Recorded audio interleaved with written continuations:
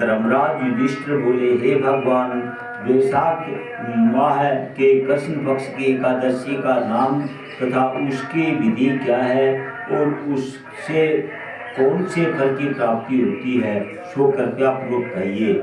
श्री कृष्ण भगवान बोले, हे राजेश्वर, वैशाख माह के कृष्ण पक्ष की एकादशी का नाम वरुथनी है। वह सौभाग्य को देने वाली है। इसके व्रत से मनुष्य के समस्त पाप नष्ट हो जाते हैं और अंत में सुख मिलता है।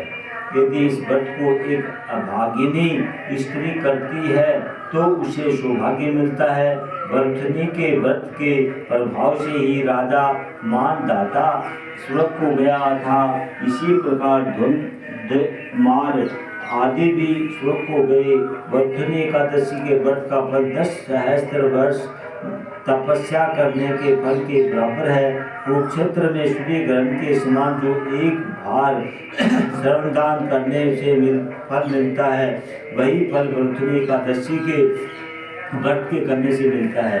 वरुथनी एकादशी के व्रत से मनुष्य इस लोक और परलोक दोनों में सुख प्राप्त करते हैं और अंत में सुख हो जाते हैं।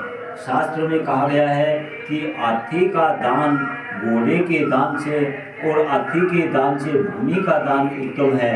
उससे उत्तम तिलों का दान और तिल से स्वर्ग का दान, स्वर्ग से अन्न दान श्रेष्ठ है। संसार में अन्नदान के बराबर कोई भी दान नहीं है। अन्नदान से पितृ देवता मनुष्य आदि सब तृप्त हो जाते हैं। शास्त्रों में कन्यादान इसके बराबर माना गया है। वरुथनी एकादशी के व्रत से अन्न तथा कन्यादान का फल मिलता है। जो मनुष्य लाभ के वश में होकर कन्या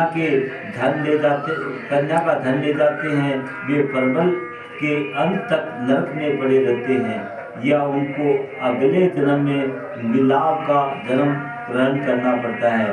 जो मनुष्य प्रेम से एवं धन सहित कन्यादान करते हैं, उनके पुण्य को चित्रगुप्त भी लिखने में असमर्थ हो जाता है। जो मनुष्य वरुथनी एकादशी का व्रत करते हैं, उनको कन्यादान का फल मिलता है। वरुथनी एकादशी का व्रत करने वाले को दशमी के दिन निम्नलिखित 10 वस्तुओं को त्याग देना चाहिए। कांसे के बर्तनों में भोजन करना, मांस, मसूर की दाल, चना, कोंदो, शंख, मधु, शहद, दूसरे का अन्न, दूसरी बार भोजन करना, स्त्री संग या अन्य किसी के साथ मिलजुल करना। उस दिन जुआ नहीं खेलना चाहिए तथा सहन नहीं करना चाहिए। उस दिन पान खान, दातुन करना, दूसरों की निंदा करना तथा चुगली खाना और पापियों के साथ बातचीत भी नहीं करनी चाहिए। उस दिन क्रोध, मिथ्या भाषण का त्याग कर देना चाहिए। इस व्रत में नमक, तेल तथा अन्न वर्जित है। हे राजन, जो मनुष्य इस एकादशी को विधिवत करते हैं, उनको स्वर्गलोक की प्राप्ति होती है।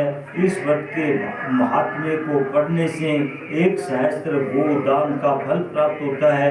इसका फल गंगा में स्नान करने के फल से भी अधिक माना गया है।